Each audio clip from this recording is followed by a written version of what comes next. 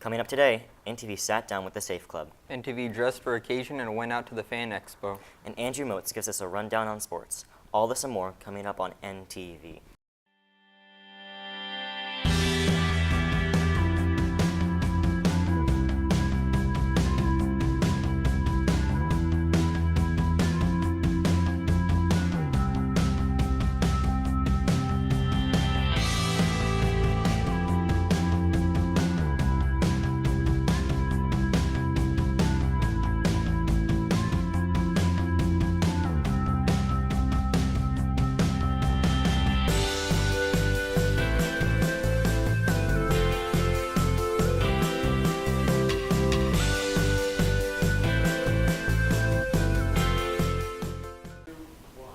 Good morning, McKinney North High School. I'm Michael Meredith. And I'm Eric Avila. This week, NTV sat down with the Safe Club to better understand their club and what they do. Safe Club President Kirby Sanchez explains what the Safe Club does and explains what problems she had during her stay. Safe Club acts as like a safe place for students to come if they ever feel like they don't belong anywhere. We're basically just like a community within a community, and we just want to make everyone feel like they're loved, and we want to get rid of social injustice and all that stuff. So we're a safe space. Problems with people staying, because when I've been an officer since I was a sophomore, and going into my junior year, I was the only officer we had that wasn't graduating, and it's gotten better, but we're still this year all of our officers are seniors, so it's just a matter of filling those gaps and keeping it going.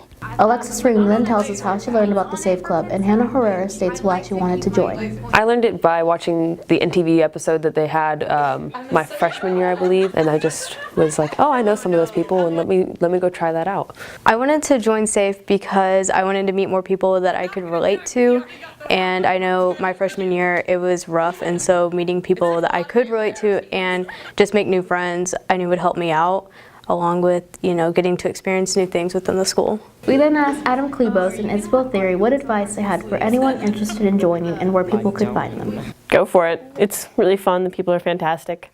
It's a fantastic experience and fun. Safe Club is just a really open space. So if you even feel like you kind of want to check it out or any of that, you just can show up to any of our meetings, and honestly all of our members will just welcome you in, and you can just be a part of all the fun stuff that we're working on whatever that week. We have meetings every odd Tuesdays, the first and third Tuesdays. In the room D119, you can come and talk to Miss Vederick. She's one of our sponsors, as well as D111, where there's Miss Knappich. You can talk to either one of them, or we have a Remind 101. Finally, everyone shares what they love about Safe Club. I love Safe Club. I just like the people who are in it, because they're all really sweet, and they're all some of my best friends, and we're just all we're really close, and we not afraid to be who we are. It's just one of those places where you can just make friends with anyone. I just love it because when I'm having I'm just down, and there's times that I just don't want to come to the meetings, and I end up coming, and I'm like, oh, these are my people. These are people that I'm comfortable around, and it just lightens my day being here and able to be out and just talking and just having fun in a meeting. I love everything about SAFE and what we stand for and what we help accomplish in our community and how we do it. Everything. This has been Caitlin Garza for NTV. If you have any questions, please speak with Miss Vederick in D119. Next, we set our sights on Dallas to see the yearly Fan Expo. Joe Eisema is a comic book illustrator who has illustrated for Archie Comics in his own comic book series, Morning Glories, that both pertain to high school. He shares what drove him into this career. I always liked comics. I ended up doing a couple other jobs before that just weren't satisfying, and I wanted to just give it one last shot before I was too old to know any better. Joe then goes on to explain the biggest influence he's had on his illustrating career. I definitely think there was a professor I had in college who it was actually grad school, and he was a comic artist also, in addition to being a part-time art faculty.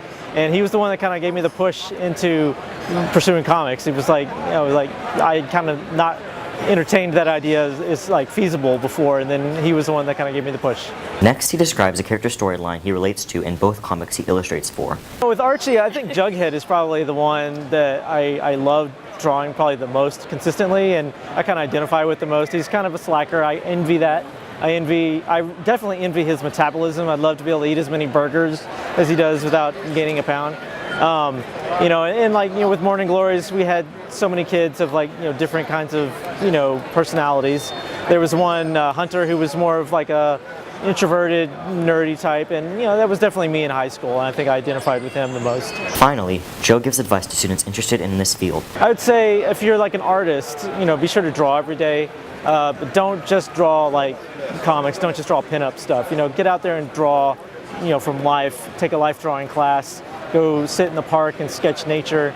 You know, with writers, you know, get out there and meet people, come to Comic-Cons, meet artists, network, you know, and then do the work. You know, just get a comic done. I mean, there's no barrier holding you back anymore. Nobody can tell you no. There's self-publishing, there's digital comics. You know, if you want to do it, you can do it. This has been Michael Meredith for NTV. We hope you check out the Fan Expo next year.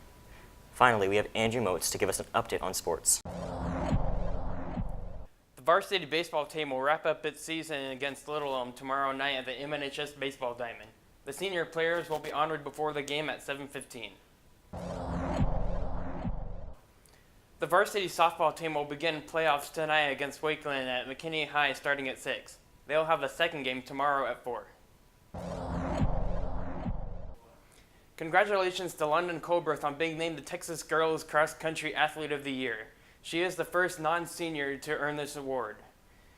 That's all for sports. It has been an honor being your sports anchor, and I wish my successor the best of luck. This is Andrew Motes, signing off. That's all we have for today. For more news and sports information, follow us at Twitter at MNHSNTV. Thanks for watching. And have a great 3-day weekend, Bulldogs.